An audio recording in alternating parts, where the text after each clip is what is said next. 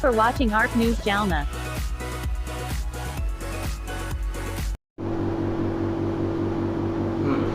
मैं Saad bin Mubarak anti corruption crime control committee जिलाध्यक्ष जालना।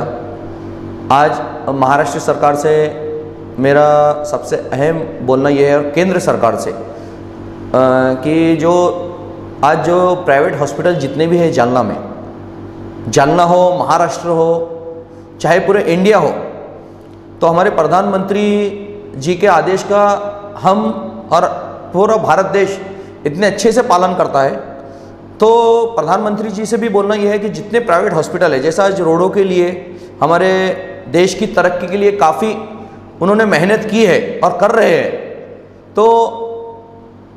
प्रधानमंत्री जी ने एक आदेश ऐसा भी देना चाहिए, जो कोरोना के जितने भी पेशेंट निकल रहे हैं और प्राइवेट हॉस्पिटल जितने भी है, तो इनमें गरीब हो, मध्यम वर्गीय हो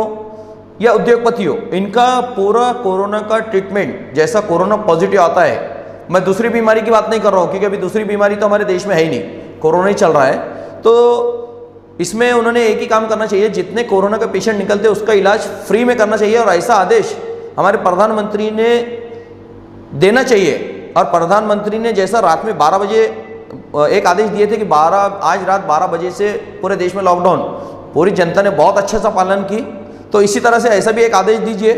और ऐसा आदेश देने से एक फ़ायदा ये होगा हमारा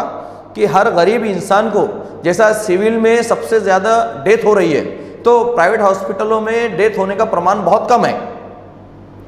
तो प्राइवेट हॉस्पिटल में जो ट्रीटमेंट होंगी, तो हमारे देश में और हमारे महाराष्ट्र में कोरोना से डेथ होने का प्रमाण भी कम हो जाएगा, तो रिजल्ट अच्छा आएगा। और एक सबसे अहम बात एक देखने को मिली है कि मेरे काफ़ी करीबी दोस्त थे, मैंने भी देखा हूँ 20 दिन में, कि ऐसा बताया गया कि बेड नहीं है या क्या वजह है पता नहीं, कुछ डिपार्टमेंट के लोग हैं इसमें, तो उनको होम क्वारंटाइन किया गया। होम क्वारंटाइन करने के बाद उनका रिजल्ट इतना अच्छे से आया कि वो 4-5 दिन में बहुत अच्छे हो गए, कोरोना का उनका जो सिम्टम्स है वो ख़त्म हो चुके, मतलब उनके घर के भी 2-3 लोग अच्छे हो गए और जो डिपार्टमेंट में थे वो भी अच्छे हो गए। तो मेरे को एक बात बताइए, घर पे तो कोई वेंटिलेटर नहीं रहता है, कोई डॉक्टर नहीं रहता है, उनको अब डॉक्टर ऐसे कौन सी दवाई दिए थे कि होम क्वारंटाइन में वो बेचारे अच्छे हो गए। बहुत हमें खुशी की बात है, हमें गर्व है ऐसे डॉक्टर्स पे। तो ऐसे अगर अच्छे समझो होम क्वारंटाइन की दवाई का असर बहुत, वैक्सीन से अच्छा दवाई का असर चल रहा है, तो ऐसे होम क्वारंटाइन की दवाई ज़्यादा से ज़्यादा दीजिए, तो हमको बेड का कोई प्रॉब्लम ही नहीं रहेगा, वेंटिलेटर का कोई प्रॉब्लम ही नहीं रहेगा। ये चीज़ पे ध्यान दीजिए। और जो जालना में ये कोरोना के आड़ में जो आज हम देखें महाराष्ट्र में भ्रष्टाचार के मामले काफ़ी उठ चुके हैं, तो हमें कोरोना के साथ साथ ये भ्रष्टाचार नासूर जो है, इसे नासूर बोला जाता है, भ्रष्टाचार का सबसे गंदी बीमारी है ये, जहाँ भी अगर दाग लगता है तो वो उतना हिस्सा सड़ा देता है, तो ये नासूर को हमको भ्रष्टाचार को ख़त्म करना है। तो ऐसे जैसे महाराष्ट्र में आज भ्रष्टाचार का मामला ओपन हो गया, हमारे महाराष्ट्र सरकार पे हमें गर्व है। तो महाराष्ट्र सरकार के पास आने वाले हफ्ते में मैं उद्धव ठाकरे जी से मिलने वाला हूँ, और हमारे जालना महसूल में जो 3 साल में जो भ्रष्टाचार हुआ है महसूल में, रेती से लेके, रेती के कितने गाड़ियाँ चलती थी, उनका लाखों रुपया हर महीने में आता था, ज़मीनों में उन्होंने ट्रस्ट की ज़मीनें लाखों रुपया लेके गलत तरीके से उन्होंने ट्रस्ट की ज़मीनें तक उद्योगपति के नाम पे कर दिए।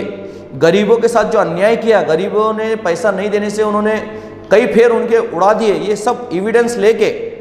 हम उद्धव ठाकरे जी के पास देने वाले हैं कि जालना में जो भ्रष्टाचार हुआ 3 साल में, और आज तक कोई कार्रवाई उस पर नहीं हुई,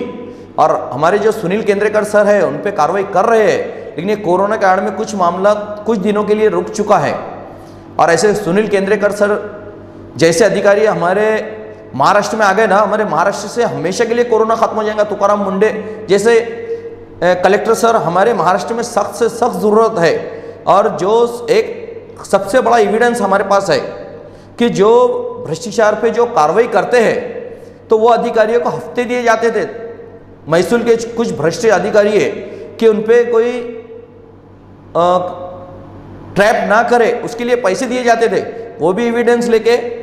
हम डायरेक्ट महाराष्ट्र सरकार उद्धव ठाकरे जी को खुद मिल के देने वाले हैं। और जितने भी ये जिनके खिलाफ हम एविडेंस दे रहे हैं इनको हमेशा के लिए, चाहे वो कोई भी डिपार्टमेंट का हो, उनको निलंबित नहीं, उनको हमेशा के लिए बरतरफ कीजिए। ये गंदगी को अपने को ख़त्म करना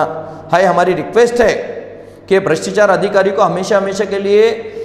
बरतरफ कीजिए, क्योंकि उनको निलंबित करें, उनको मालूम है 3 महीने के बाद फिर वो ज्वाइन हो जाते, फिर 6 महीने सीधे रहते, फिर वही गंदगी फिर करते हैं वो, और गरीबों को नुकसान करते हैं खास तौर से। आज देखिए जितने ये भ्रष्टाचारी अधिकारी है, इन्होंने करोड़ों की संपत्ति कमाए इनके रिश्तेदारों के नाम पे, वो भी सब उसकी चौकसी कीजिए। जय हिंद, जय महाराष्ट्र।